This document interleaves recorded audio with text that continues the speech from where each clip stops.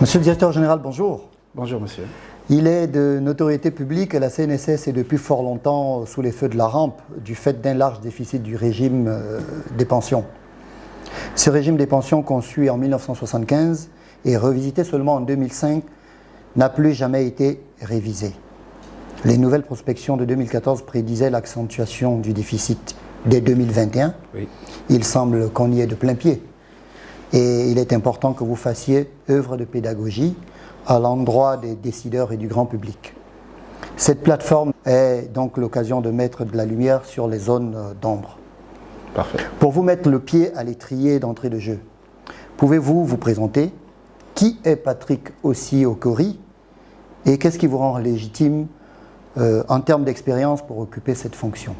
Alors, merci monsieur, et je tenais à vous féliciter pour cette initiative de m'avoir convié à cette séance d'explication au regard de l'actualité du moment. Il y a un exercice auquel chaque dirigeant n'est pas souvent à l'aise quand il s'agit particulièrement de parler de soi.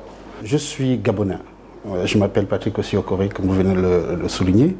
Je suis né le 20 octobre 1975 dans la ville minière de Mounana, dans le Haut-Ogooué, où mon papa a travaillé pendant près de 35 ans comme ouvrier mineur dans cette entreprise et d'une maman au foyer. Je suis l'avant-dernier d'une fratrie de sept enfants issus des mêmes parents. Et j'ai fait tout mon cursus scolaire dans le Haut-Ogooué, entre la ville de Mounana et la ville de Mwanda, ensuite Fonceville au lycée, où je boucle ce cursus primaire et secondaire par un baccalauréat de série B.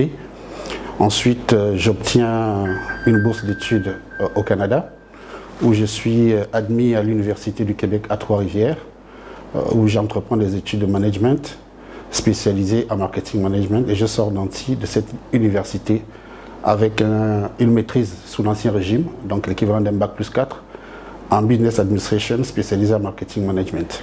Aux côtés de ces formations, j'intègre également des programmes de certification spécialisés en gestion des ressources humaines et en gestion des administrations publiques.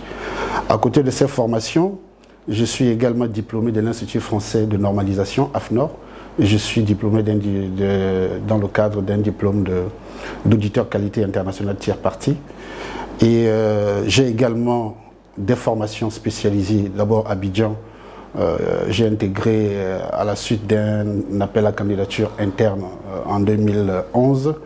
J'intègre avec d'autres collègues l'Institut de formation au métier de la sécurité sociale d'Abidjan et particulièrement dans le programme de formation des cadres supérieurs de sécurité sociale spécialisés et qui ouvre les portes au corps des inspecteurs de sécurité sociale. Donc voilà un peu mon cursus scolaire. Et sur le plan professionnel, j'ai intégré la CNSS en 2007 comme cadre administratif. Ensuite, chef de service, front office et fichier central. En 2012, je suis promu chef de division, fichier central et relations clientèle. Et à l'issue de cette formation, justement, je rentre au Gabon après Saint-Étienne et Abidjan. Je suis promu directeur régional de la CNSS dans le Logo maritime. Je reste de 2014 à 2017. Ensuite, je suis promu directeur adjoint des prestations techniques à la direction générale. Et un an après, je suis promu directeur adjoint du recouvrement, avant d'intégrer le cabinet du docteur Nicolas Célé en qualité de chargé d'études spécialisé dans les questions techniques. Et à l'arrivée du DG Yumu en 2019, je suis nommé directeur régional pour le compte de la CNSS dans l'Haut-Ogooué et l'Ogooué-Lolo, où j'exerce pendant un an avant de revenir à la direction régionale d'Akanda Libreville-Ovendo comme cadre supérieur de sécurité sociale, avant d'être promu en mars 2021 directeur général de la CNSS par le président de la République à la suite du Conseil des ministres qui a eu lieu ce jour-là. Donc voilà un peu mon cursus scolaire, universitaire et ma carrière au sein de la CNSS. Ça fait 17 ans que je suis salarié de cette institution. Et donc depuis que je suis nommé il y a aujourd'hui 13 mois, nous travaillons chaque jour au quotidien pour nous assurer de payer de façon régulière, avec difficulté, nos assurés, en l'occurrence les retraités, et assurer le fonctionnement. Voilà. Très bien. DG, au regard de ce riche parcours, il est évident que vous êtes un produit maison, mais 13 mois à la tête de la CNSS aujourd'hui, quelle idée en avez-vous et quel bilan pouvez-vous faire? Alors ça, c'est une très bonne, succinctement. ça, c'est une très bonne question. Parce qu'il faut comprendre qu'un organisme de protection sociale comme la CNSS ne fonctionne pas comme une entreprise au sens classique du terme. Ce sont généralement des organismes qui sont une émanation de l'État, donc qui décident de créer, de les confier à un organisme public ou à un organisme privé. En l'occurrence, pour la CNSS, il s'agit d'un organisme privé chargé de la gestion d'un service public. Donc tous les salariés que vous voyez à la CNSS sont des salariés de droit privé. Nous ne sommes pas des fonctionnaires. Alors qu'est-ce que nous avons comme activité à la CNSS? Parce qu'il faut le préciser aussi pour éclairer un peu la lanterne. Nous nous occupons essentiellement du recouvrement des cotisations auprès des entreprises et des salariés. Avec ces cotisations, nous payons un service de prestations, en l'occurrence les prestations familiales, les prestations liées au risque professionnel et les prestations liées à la vieillesse, en l'occurrence les pensions. À côté de ces missions, nous avons les missions d'action sanitaire et sociale parce que nous avons une panoplie de centres médico-sociaux, des centres d'action sanitaire et sociale et un réseau de dispensation de médicaments, en plus du service de santé d'urgence qu'on appelle le SMUR. Toutes ces activités-là regroupées constituent les missions régaliennes de la CNSS. Alors, il y a un an, lorsque nous arrivons à la tête de la CNSS, qu'est-ce que nous découvrons? En tant qu'ancien collaborateur qui a eu à travailler avec un certain nombre de directeurs généraux, nous étions déjà au fait des difficultés ambiantes de cette institution depuis plus de 20 ans. Et à la tête de l'institution, nous demandons un audit interne d'abord, qui s'accompagne des audits extérieurs pilotés par un certain nombre de cabinets reconnus mondialement, notamment Price. Et ce que nous découvrons, c'est une situation catastrophique. Une entreprise qui a un déficit de 28 milliards, une entreprise qui vit à découvert sur tous les comptes bancaires, donc tous les comptes sont au rouge, aucun compte n'est au vert, aucun. Nous vivons à découvert, nous vivons de crédit bancaire, donc nous trouvons 55 milliards de crédits spot. 55 milliards de crédits spot laissés par nos prédécesseurs. Nous trouvons une dette fournisseur de 10 milliards. Nous trouvons des retraités, pour la plupart, à peu près 5 000 retraités, qui attendent leur pension depuis à peu près 5 ans sans être payés pour un montant de 19 milliards. Nous trouvons une situation organisationnelle complètement désarticulée, une masse salariale explosive pour laquelle nous trouvons vraiment des difficultés à honorer nos engagements. Voilà la situation résumée de ce que nous trouvons. Un autre facteur, c'est le déficit de la branche des pensions qui est connu depuis 2005, parce que c'est en 2005 que la première étude actuarielle a été initiée à la CNSS. Et donc depuis 2005, les sonnettes d'alarme avaient déjà été tirées par nos prédécesseurs, mais malheureusement rien n'a été fait. Et le problème majeur aujourd'hui, c'est cette structure de régime de pension qui est structurellement déficitaire. Donc voilà un peu résumé ce que nous trouvons à la CNSS. Très bien, nulle mesure de le dire. La situation est autant catastrophique et inquiétante. Et alors, sur cette base, quelle dynamique nouvelle avez-vous impulsée depuis votre accession à la CNSS? Quel est votre plan de restructuration? Alors, le plan de restructuration, déjà, premièrement, nous n'avons pas attendu qu'on nous donne des instructions pour le faire. Très rapidement, avec le comité de direction qui nous accompagne au quotidien, à l'issue des résultats de ce diagnostic interne, accompagné des résultats des commissaires aux comptes et des cabinets d'audit, alors nous proposons un plan de restructuration immédiat, en 2 phases, c'est-à-dire avec des mesures à prendre rapidement en interne pour réduire un tant soit peu les charges de fonctionnement qui représentent 45% des frais de gestion de la CNSS. 41%. C'est-à-dire que si vous recouvrez 100 francs, 41 francs sont dépassés dans les frais de gestion, dans la masse salariale. Donc nous avons dit, autant nous voulons aller vers des réformes majeures du régime de pension et de la gouvernance globale de l'institution, il fallait qu'on montre aussi aux gouvernants que nous aussi, il y a des facteurs qui dépendent de nous, dans le train de vie de l'institution. Alors nous avons mis en place un certain nombre de mesures, à commencer par la vision que nous avons appelée la vision TRIP. Le premier terme de cette vision, c'est la transparence. Parce que pendant longtemps, on a travaillé dans l'opacité dans cette entreprise. Et qui dit opacité, dit qu'il y a des choses qu'on cache. Pour preuve, on dit qu'en 2019, nous avons réalisé un excédent de 2 milliards, comptes certifiés par des commissaires aux comptes. Et lorsque j'arrive, au moment de certifier les comptes de 2020, je demande au commissaire aux comptes de me dire la vérité sur la situation financière réelle. Et de 2019 à 2020, on passe d'un excédent de 2 milliards en 2019 pour découvrir que nous avons un déficit de 28 milliards. Mais qu'est-ce qui s'est passé entre 2019 et 2020? Il n'y a pas eu des investissements majeurs.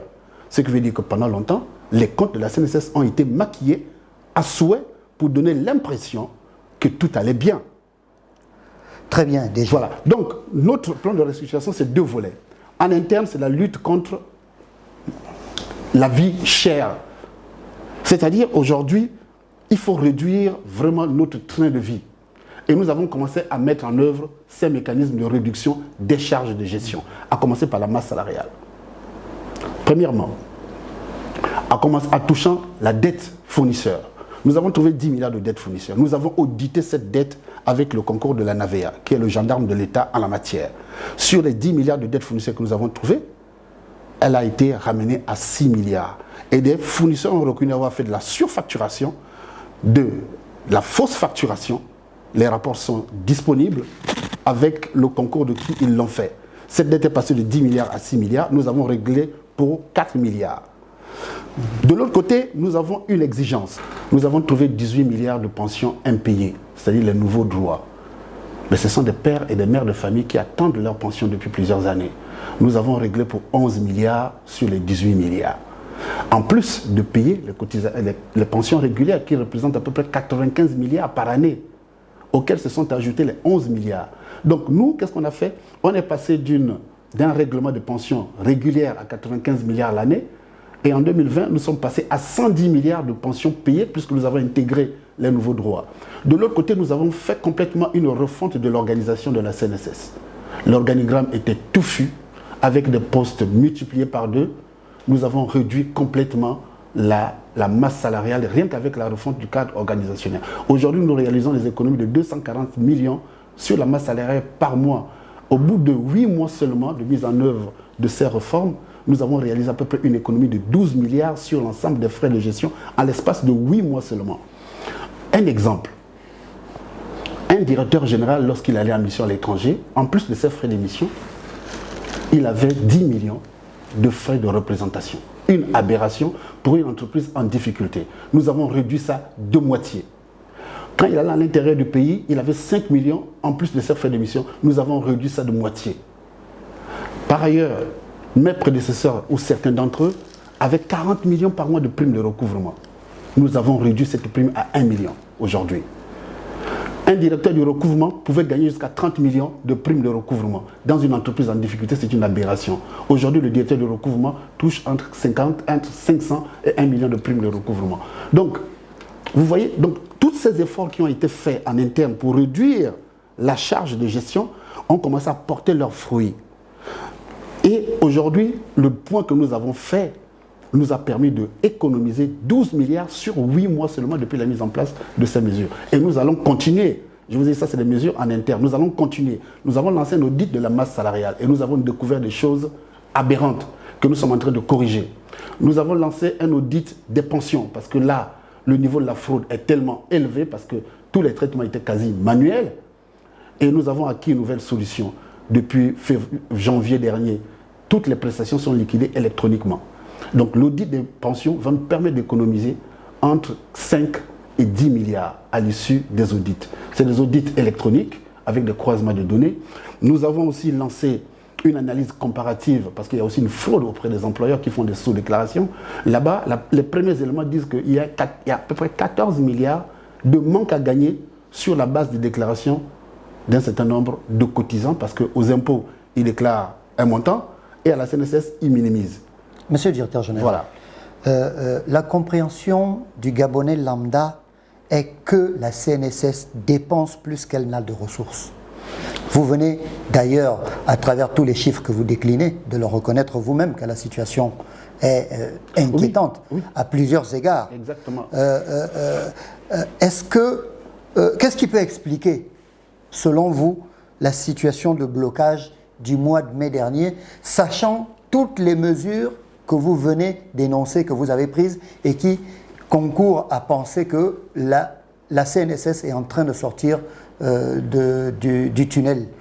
Bon, de deux choses l'une. Je vous disais tout à l'heure que ça, ce sont les mesures que nous avons prises en interne dans le cadre du plan de restructuration.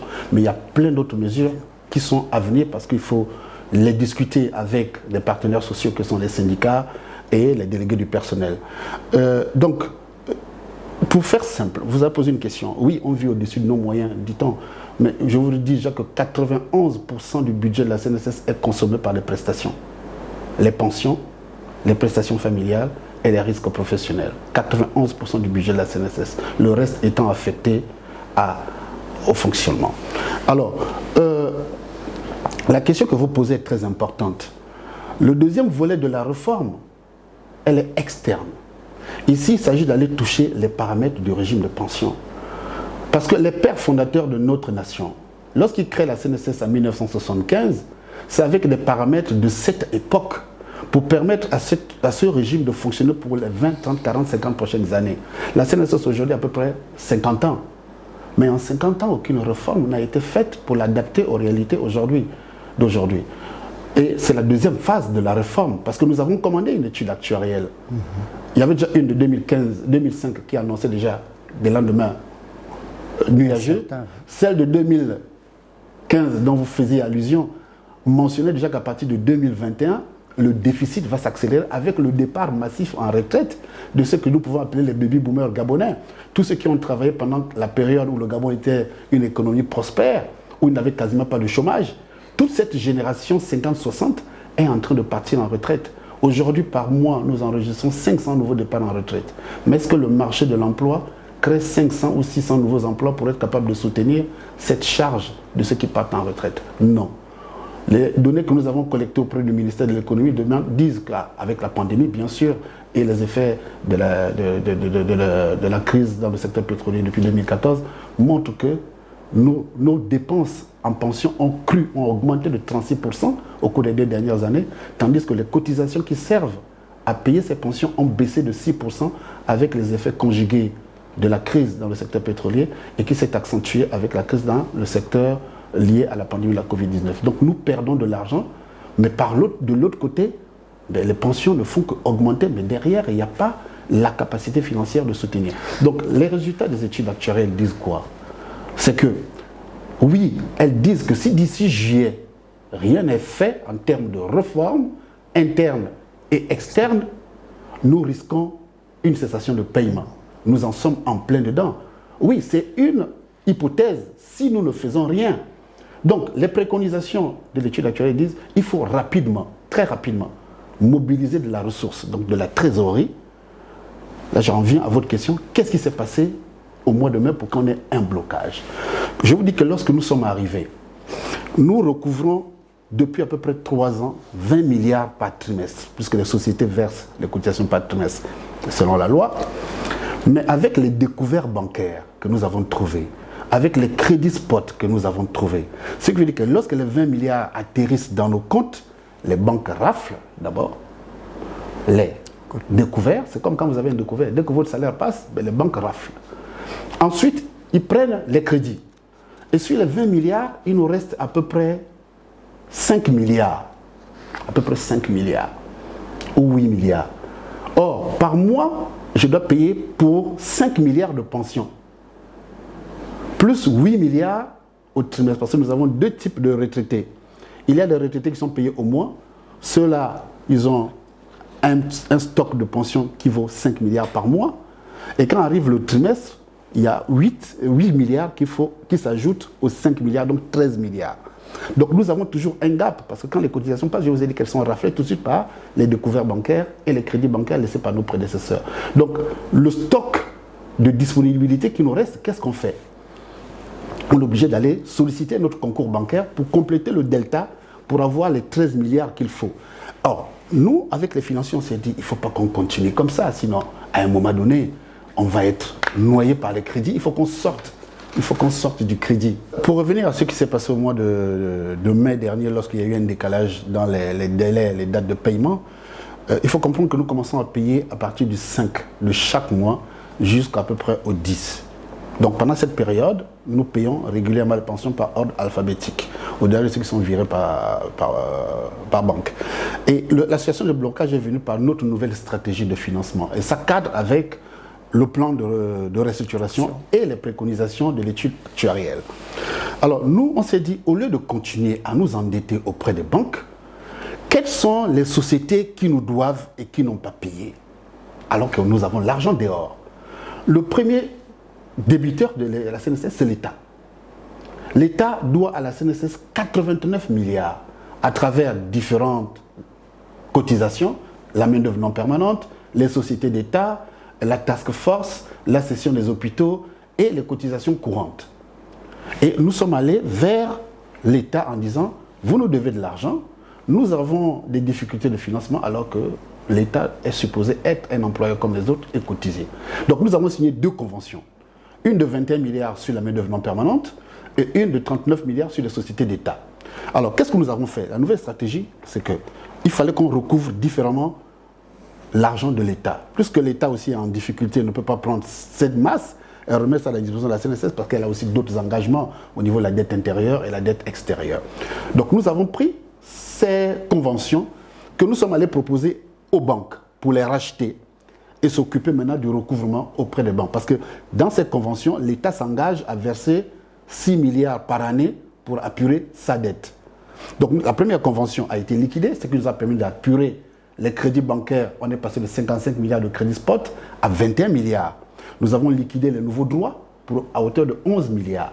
Et nous étions dans la deuxième convention qui a été rachetée par Ecobank à hauteur de 15 milliards et Orabank à hauteur de 21 milliards. Ces 2 banques étaient prêtes à nous mettre à disposition de la liquidité pour faire face aux engagements de pension et aux salaires. Le chef de l'État a reçu un certain nombre de ses collaborateurs, a donné des instructions pour que la CNSS ait accès à des financements. Malheureusement, ces fonds ne sont pas arrivés dans les délais et il y a eu cette problématique. Et on constate, voilà, monsieur le directeur général, que les syndicats sont vent debout et vous accusent de retenir leur salaire. Ça me permet de rebondir sur la question du document qui avait fuité il y a quelques mois sur les réseaux sociaux et sur lesquels il était dit que la CNSS paye des salaires faramineux à ses cadres, au cadre du CODIR. Si oui, pour quelle performance ce niveau de salaire, réellement? Alors, ce que je veux vous dire, c'est que les salaires à la CNSS sont de 2 ordres. Comme je vous disais tout à l'heure, que la CNSS est un organisme privé, donc elle est régie par le Code du travail et des règlements subséquents. En l'occurrence, la convention collective qui définit le niveau des salaires de chaque collaborateur à chaque niveau de responsabilité. Nous sommes obligés de nous inscrire dans ce cadre réglementaire et qui est conforme. Donc, quand vous êtes nommé à un poste, vous intégrez une grille avec un salaire prédéfini. Ce n'est pas le DG qui le définit. Ce n'est pas le DG, c'est l'ensemble des collaborateurs dans le cadre d'un dialogue social qui a été le dernier dialogue social date de 2015. Donc, la grille des salaires des emplois de la CNSS, c'est celle qui est issue de la convention collective de 2005. Qui définit les niveaux de responsabilité et les rémunérations correspondantes. Très bien, vous n'êtes donc pas responsable de ça. Donc je ne suis pas responsable de ça. Permettez-moi de rebondir, s'il vous plaît. Je vais vous donner l'opportunité de continuer, monsieur le directeur général. Je vais dans le même sens. Oui, je vais juste compléter pour une meilleure compréhension du public. Quel est l'effectif réel de la CNSS, monsieur le directeur général? Pour quelle masse salariale? Quel est le montant de cette masse salariale? Est-ce que vous pouvez nous éclairer? Je vais vous répondre. Oui. Laissez-moi poursuivre quand même sur le premier volet. Je vous ai expliqué que nous avons 2 types de salariés à l'interne. Il y a les salariés qui sont régis par le Code du travail, donc du droit privé, et nous avons tous les collaborateurs qui sont nommés en Conseil des ministres, dont le directeur général, le président du conseil d'administration. Là aussi, leurs salaires sont plafonnés par un décret. 2 décrets en l'occurrence. Le premier décret, c'est le décret 0295 qui plafonne les rémunérations des cadres dirigeants de toutes les entreprises publiques et parapubliques dont la CNSS fait partie. Donc le salaire du directeur général n'est pas défini par lui-même et encore moins par le conseil d'administration. Ce sont ces 2 décrets. J'ai été nommé le 23 mars 2021, donc je suis régi par le décret 0295. Tous ceux qui seront nommés après moi seront régis par le décret 87 qui plafonne les rémunérations des cadres dirigeants. Donc quand vous êtes nommé PCA, vous vous inscrivez dans ce régime. Quand vous êtes nommé DG, vous vous inscrivez dans ce régime. Un DG n'a pas la capacité de s'auto-attribuer une rémunération. La même chose pour un PCA ou un directeur. Impossible. Maintenant, la CNSS a combien d'agents? Lorsque nous sommes arrivés, nous avons trouvé 1976 agents. Ce chiffre n'a pas changé. Nous avons procédé à 13 recrutements, particulièrement dans les domaines de l'informatique, parce que nous avons besoin des spécialistes en gestion de bases de données, et dans le domaine financier, parce que nous avions des réserves depuis plus de 10 ans sur un certain nombre de corrections apportées sur notre gestion financière et comptable, et nous n'avions pas cette compétence en interne. Donc par année, nous avons à peu près 50 à 60 départs en retraite, licenciement, décès, démission, à peu près 50, et on ne recrute pas plus de 10 pour les remplacer. Donc la masse salariale que nous avons trouvée aujourd'hui est là depuis plus de 10 ans. Ce sont les mêmes masses. Et nous, qu'est-ce que nous avons fait pour réduire ça un tant soit peu? En 8 mois, nous avons réduit la masse salariale de 1,4 milliard. 1,4 milliard. Par année. Par année. Ouais. On est là depuis 13 mois seulement. On a déjà réduit pour 1,4 milliard. La refonte organisationnelle nous a permis de réduire chaque mois la masse salariale de 234 millions par mois. Rien que la refonte organisationnelle. Donc, oui, la masse salariale est énorme, mais nous sommes en train de la réduire par un certain nombre de mesures. Je vous ai dit que sur ma table présentement, il y a le rapport, les conclusions de l'audit des rémunérations. Parce que la rémunération, c'est un ensemble. C'est ce que perçoivent les gens chaque mois. Ce sont les congés, ce sont les missions, etc., etc. C'est tout cela qui constitue la masse salariale. Lorsque quelqu'un quitte Libreville pour aller payer en Toum, il faut lui payer une prime de panier. Tout cela constitue la masse salariale. Donc elle est aujourd'hui de 1,6 milliard par année. Nous l'avons trouvée à 1,9 milliard. Elle est aujourd'hui de 1,6 milliard avec les économies que nous réalisons chaque mois. Nous allons continuer les efforts pour la réduire parce que les conclusions de l'audit des rémunérations nous montrent des résultats catastrophiques. Il y a des gens qui en bénéficient ou qui en bénéficient encore des avantages indus, tout simplement parce que votre tête plaît un directeur général et on vous attribue un sursalaire, un complément de salaire qui ne sont pas des éléments contractuels ou conventionnels. Tous ces éléments vont être supprimés. Monsieur et ça va nous permettre de réduire encore un peu plus la masse salariale. Permettez-moi de vous poser la question qui fâche. Oui. Malgré tous les efforts notoires que vous venez de décliner pour réduire la masse salariale, ne pensez-vous pas néanmoins qu'il faille dégraisser le mammouth CNSS? Mais bien sûr. Alors, est-ce que tous les salariés que vous employez sont véritablement utiles? C'est la grosse question.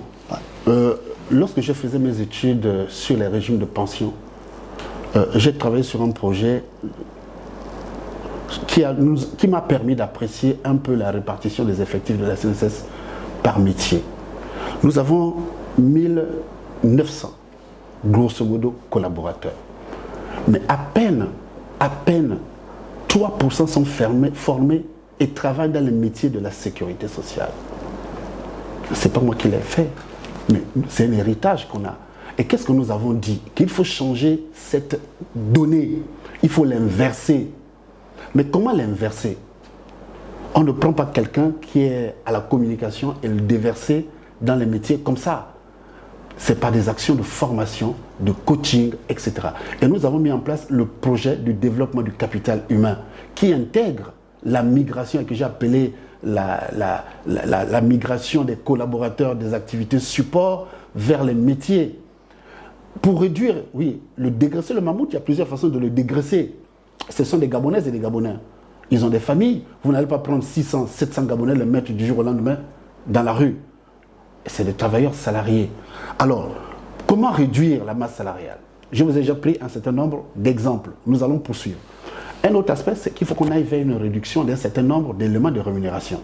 Les primes et autres, qui sont des éléments contractuels, qui sont des éléments conventionnels. Ce n'est pas le directeur général qui doit décréter du jour au lendemain que je supprime ça. Ça va faire l'objet des négociations avec les collaborateurs. Je vous ai dit que pendant un an, nous avons pour mission de nettoyer d'abord, assainir la gestion. Et la deuxième phase, c'est la mise en œuvre de ces réformes en interne, dont nous avons déjà commencé et qui ont commencé à porter des résultats, mais nous poursuivons. Là, dès que je suis sorti d'une rencontre avec le président de la République, j'ai reçu les collaborateurs, les délégués syndicaux, particulièrement qui sont venus, ceux qui ont bien voulu venir, pour leur expliquer ce qui nous attend. C'est-à-dire que, désormais, et il est plus que jamais nécessaire que chacun prenne ses responsabilités et fasse une part du sacrifice pour sauver la maison. Oui, il y a possibilité de réduire le mammouth, c'est possible, mais ça fera l'objet des négociations. Et dégraisser le mammouth, et aussi le reproche qui vous est fait, monsieur le directeur général, d'avoir un train de vie princier par un comportement dispendieux à travers des primes mirobolantes, des missions souvent nombreuses. Que pouvez-vous dire pour rassurer les Gabonais? Je vois que vous lisez beaucoup les réseaux sociaux. Non, vous me voyez rire, c'est parce que c'est de notoriété publique aujourd'hui que les réseaux sociaux ont donné la liberté à un certain nombre de compatriotes de s'arroger le pouvoir d'injurier, de calomnier, de diffamer gratuitement sans savoir la réalité. Et je vous le dis avec sincérité, je ne suis pas contre la critique, à condition qu'elle soit constructive. Ce que je veux dire, c'est qu'un directeur général, où qu'il soit dans ce pays, ne peut pas se permettre de s'arroger des prérogatives qui ne sont pas définies dans un cadre réglementaire. Pendant la Covid, qui allait en mission au Gabon? Qui sortait du territoire national? Je suis arrivé pendant la période de la Covid. En 2021, je n'ai fait aucune mission à l'extérieur, si ce n'est en Côte d'Ivoire, où j'ai amené tous les chefs de projet pour aller s'inspirer du modèle ivoirien qui, aujourd'hui, dans l'espace d'Afrique francophone au sud du Sahara, est un exemple de réussite et de réforme. Aussi simple que ça. Très bien, monsieur le directeur général. Voilà. Je pense que votre réponse est totalement satisfaisante et honnête, parce qu'effectivement, nous sortons d'une période de conjoncture économique difficile. Ça nous permet justement d'entrer de plein pied sur cet aspect aussi important. Pour vous demander si vous pensez que les opérateurs économiques sont, après avoir traversé 2 années difficiles, sont aujourd'hui capables véritablement d'honorer leurs charges sociales auprès de vos services, et que faudrait-il faire pour cela? Alors, c'est une très bonne question. Il faut comprendre que pendant cette période-là, et ce même depuis 2014, vous savez, 50% des ressources budgétaires de notre État sont assises sur les ressources hydrocarbures. Et quand l'État tousse, mais tout ce qui s'ensuit a des difficultés. La CNSS vit des cotisations des travailleurs et des employeurs. Ce qui veut dire que nos recettes sont assises sur le salaire. Donc, quand une économie est en difficulté et des entreprises en difficulté, il va sans le dire que la CNSS a des difficultés. Et nous sommes conscients de ça parce que nous en souffrons également des effets de la Covid, comme nous en souffrons des effets de la conjoncture dans le secteur pétrolier. Alors, qu'est-ce que nous avons fait? Il y a des entreprises, les grandes entreprises, les majeures, ont toujours honoré leurs engagements de façon régulière. C'est ce qui nous a permis d'assurer toujours le fonctionnement de l'institution. Oui, mais les chiffres qui circulent, monsieur le directeur général, c'est que plus de 700 entreprises devraient à la CNSS environ 300 milliards de francs. Oui, est-ce que c'est à peu près 300 milliards, mais dans les 300 milliards, il y a des pénalités, et puis il y a la cotisation principale qui est de l'ordre de 120 milliards à peu près. C'est le même principe que nous avons fait avec l'État. En tant qu'employeur, en signant des conventions avec l'État pour qu'elle puisse réguler de façon échelonnée sa dette. Avec les sociétés aussi, nous le faisons à travers des opérations de recouvrement exceptionnelles, à travers lesquelles nous accordons des abattements pour permettre à ces entreprises en difficulté de payer par échelon le dû, mais d'autres sont en quasi-difficulté. Vous savez, pendant la Covid, il y a des secteurs qui ont été complètement fermés, comme les secteurs touristiques, les hôtels, les restaurants, les bars, tout était fermé. C'est maintenant qu'elles reprennent, mais elles ont quand même conservé un service minimum. Et d'ailleurs, l'État a même dû jouer son rôle d'État-providence pour accompagner, un temps soit peu, certaines de ces entreprises en difficulté. Donc il y a des mesures que nous avons mises en interne pour accompagner ces entreprises en difficulté, pour leur permettre de régulariser leur situation. Monsieur le directeur général, on vient de le voir, la crise sanitaire a eu nécessairement un impact négatif sur l'équilibre des ratios prudentiels qui ont peut-être impacté la situation du climat social aujourd'hui. En notant votre bonne foi à agir au mieux, pouvez-vous nous édifier sur le climat social au sein de la CNSS? Quels sont vos rapports aujourd'hui avec les syndicats? Alors, mes rapports sont cordiaux et sont dans l'ordre de la normalité avec les partenaires sociaux. Nous avons deux types de partenaires sociaux à la CNSS. Les premiers, ce sont les collaborateurs qui sont organisés en syndicats. Les deuxièmes, ce sont les associations et les syndicats des retraités. Avec les syndicats de retraités, tout se passe bien. Et d'ailleurs, je les reçois régulièrement, soit à ma demande, soit à leur demande, pour le prouver à travers la presse. Vous voyez nos différentes rencontres, tout se passe bien et ils sont au fait de la situation. C'est vrai, nous ne partageons certainement pas des points de vue, notamment avec un syndicat, une association de retraités, qui est la NAREG, et qui fait toujours dans la délation, l'injure publique. Et c'est parfois décevant de voir des pères et des mères de famille de cet âge se comporter de la sorte. Ils dénoncent une rupture de dialogue avec eux, mais lorsqu'ils sont invités à la table, ils ne se présentent jamais. Il y a un problème. Alors, est-ce que la mission d'un syndicat de retraités ou d'une association, c'est de demander le départ d'un directeur général? Non. C'est la prérogative du chef de l'État qui juge en un temps, soit peu, de choisir un collaborateur ou un compatriote pour diriger une institution. Moi, je pense qu'avec les associations des retraités et leurs syndicats, tout se passe assez bien. Il n'y a pas longtemps, j'ai reçu deux. Et hier encore, il y a le SINARET qui a demandé à me rencontrer. J'ai donné mon accord de principe. Nous allons nous rencontrer d'ici la fin de la semaine. Ça, c'est au niveau externe. Au niveau interne, nous avons 4, 5, 6, 5 syndicats ou pseudo-syndicats. Les premiers collaborateurs que je reçois dès ma prise de fonction au bout de 2 semaines, ce sont les syndicats de la CNSS. Nous nous connaissons tous parce que nous avons été collègues. Il y a des aînés, il y a des petits frères à l'intérieur.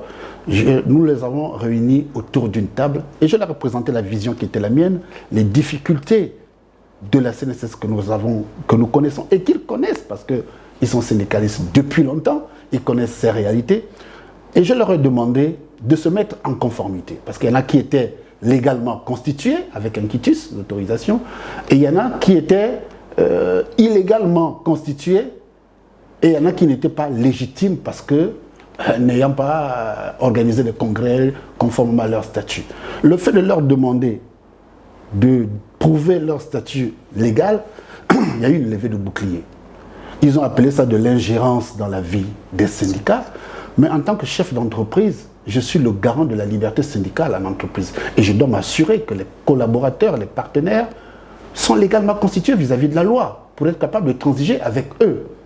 Donc, il y a un groupuscule qui s'est barricadé, mais le syndicat majoritaire qui est le CIPROS a écouté le message, s'est mis rapidement en conformité et nous travaillons en parfaite symbiose. En parfaite symbiose. Le président de la République nous a reçu le vendredi dernier. À l'issue de cette séance de travail, nous avions convoyé en amont les syndicats, tous, légitimes, illégitimes, légaux ou illégaux, à la discussion parce que je voulais leur faire le point de nos discussions avec le chef de l'État. Les mêmes qui crient à la rupture du dialogue social se sont montrés abonnés, absents. Mais le syndicat majoritaire qui représente 80% des salariés de la CNSS était présent et nous avons discuté. Donc, de deux choses l'une, je leur ai associé au début parce que je voulais un dialogue social inclusif et permanent, mais il y en a qui ne suivent pas. Il y en a qui organisent des activités au sein de l'entreprise sans accord préalable de l'employeur en violation flagrante du Code du travail et du règlement intérieur. On m'a demandé de sanctionner et certains ont commencé à recevoir leurs sanctions. On n'est pas à la cour du roi Péto où chacun peut se permettre de faire ce qu'il veut. À un moment donné, il faut qu'un directeur général impose son autorité. Monsieur le directeur général, en dépit des reproches que vous pouvez adresser aux syndicats, aussi bien en externe qu'en interne, mais est-ce que vous comprenez néanmoins leur appel incessant à une réforme en profondeur de la CNSS dont ils estiment qu'elle peut diversifier ses ressources d'une part et optimiser son système de recouvrement d'autre part, et qui estime par ailleurs que le patrimoine, l'immense patrimoine immobilier de la CNSS est un atout pour lever des fonds sur les marchés financiers. Alors, qu'en pensez-vous? Pour ceux qui me connaissent de près, savent que je suis foncièrement libéral, foncièrement pour la liberté économique, foncièrement pour la liberté syndicale. Mais ces libertés sont encadrées. La matière première d'un syndicat, c'est la loi, c'est le règlement, c'est le décret, ce sont des conventions. Si ces partenaires sociaux eux-mêmes ne respectent pas déjà cette matière première qui est la leur, c'est qu'on a un problème. Mais je reste ouvert. Pour preuve, nous avons créé un comité des réformes, de suivi et de mise en œuvre et de suivi des réformes, dans lequel les syndicats des retraités et associations, les syndicats des collaborateurs seront intégrés parce que nous attendions les résultats des études actuarielles qui nous présentent des bouquets de réformes sur lesquels nous devons discuter sur leur mise en œuvre avec le gouvernement. Cette organisation a déjà été mise en place, actée par une note de service. Les syndicats des retraités et associations vont recevoir une notification pour désigner librement leurs représentants dans ces commissions, ainsi que les collaborateurs en interne organisés en syndicats légitimes et légaux. La porte est ouverte et ils vont être associés au chantier des réformes. En ce qui concerne le patrimoine immobilier, après l'État, la CNSS est le deuxième propriétaire foncier et immobilier au Gabon. C'est dans notre culture depuis la création de l'institution. Alors, lorsque nous sommes en difficulté, normalement, une entreprise qui a un gros patrimoine doit regarder parmi ses biens lesquels il peut céder pour avoir un peu de la trésorerie. C'est ce que nous avons fait avec les galeries commerciales de Lomé, qui est un projet initié en 2015, mais qui est à l'abandon depuis cette date, parce que le marché ne s'est pas fait dans les règles de l'art. Surfacturation, abandon des chantiers. Et vous avez des éléphants blancs comme ça partout sur l'ensemble du territoire national pour une dette globale d'à peu près 12 milliards qu'il faut encore débourser à ces prestataires pour qu'ils finissent les chantiers. Alors, nous avons cédé les galeries commerciales au prix juste. Pourquoi? Parce que, avec le conseil d'administration, ils nous ont demandé de faire un travail sur le recensement du patrimoine immobilier, ce que nous avons fait, et on a identifié 3 ou 4 biens dans les galeries commerciales de Lomé. La procédure voudrait que ce n'est pas le DG qui cède, c'est une résolution du conseil d'administration qui autorise le directeur général à céder. Et nous avons fait 2 contre-expertises, contrôlées et supervisées par la NAVEA. Ces 2 contre-expertises ont déterminé une valeur du bien. Nous avons pris cette valeur, ces expertises, nous avons soumis à des cabinets de notaires et à les agences immobilières qui nous ont trouvé un client.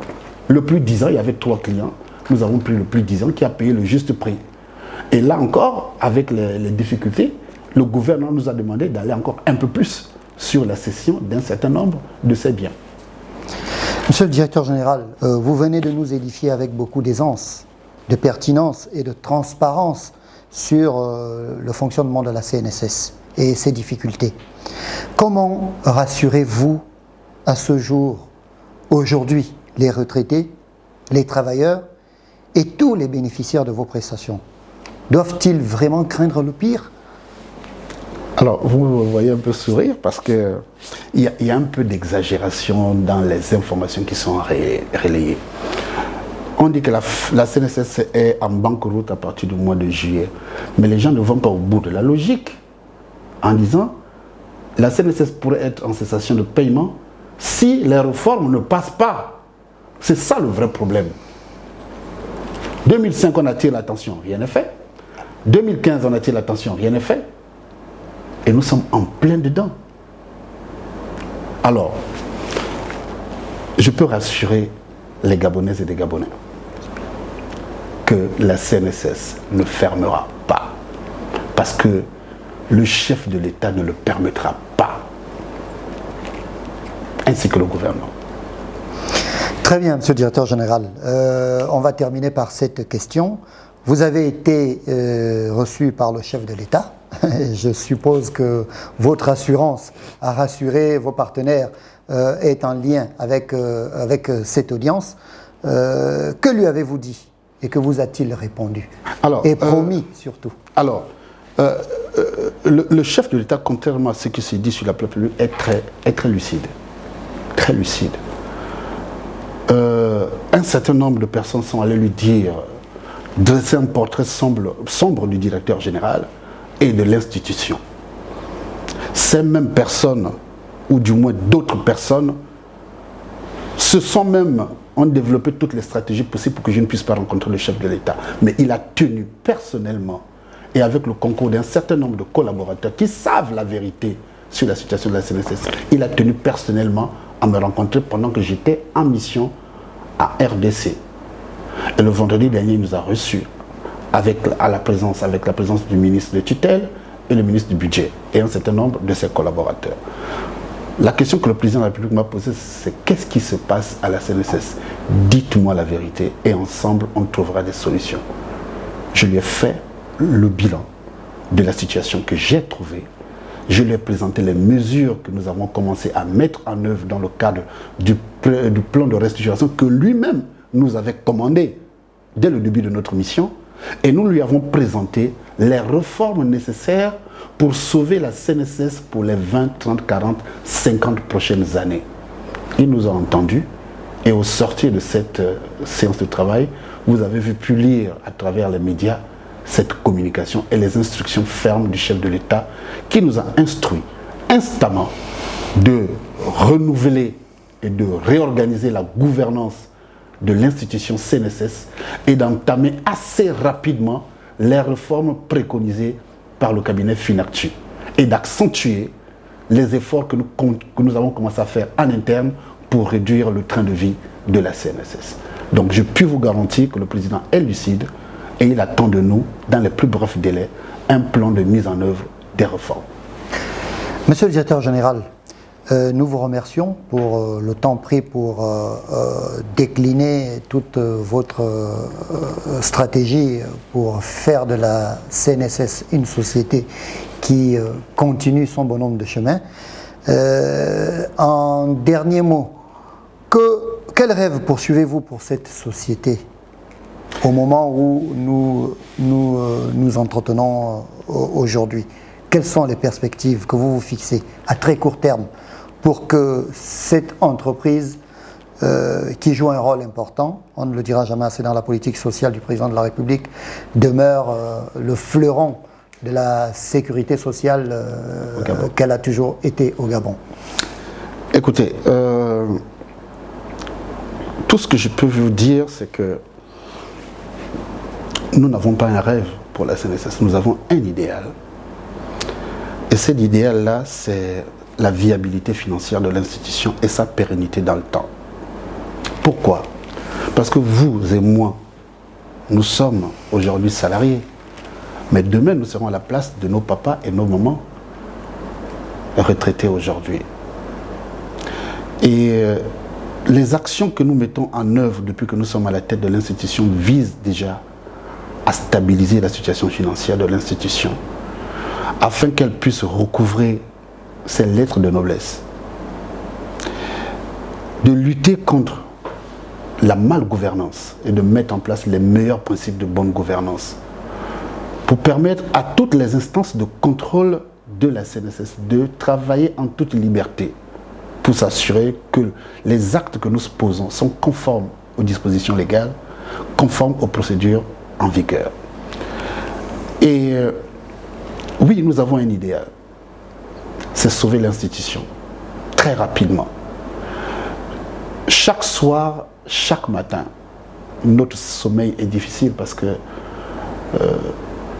nos parents sont concernés. Mais le discours ambiant, c'est la CNSS ne paye pas les pensions. Mais nous payons quand même 111 milliards par année sur un budget de 140 milliards. C'est pas rien. Mais nous pouvons aller au-delà, surtout avec l'accélération des départs en retraite massifs de nos aînés. Donc il faut rapidement que le gouvernement prenne en charge les instructions du chef de l'État pour lesquelles nous sommes disposés. Tous les projets de restructuration sont sur la table du gouvernement.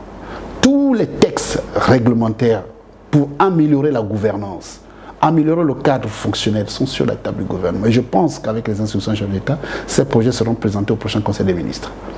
Donc nous sommes confiants pour l'avenir, mais il y a des sacrifices à faire. Parce que toute cette tempête médiatique, mais elle est favorable parce que ça a permis aujourd'hui, même aux gouvernants, de comprendre plus ou moins la situation. Parce que souvent, quand vous criez seul, les gens n'ont pas toujours tendance à vous entendre. Mais lorsque le cri devient collectif, je pense que l'écho est plus important. Et je pense que nous allons réussir. Patrick Ossi Okori, merci beaucoup. Merci. C'est moi qui vous remercie.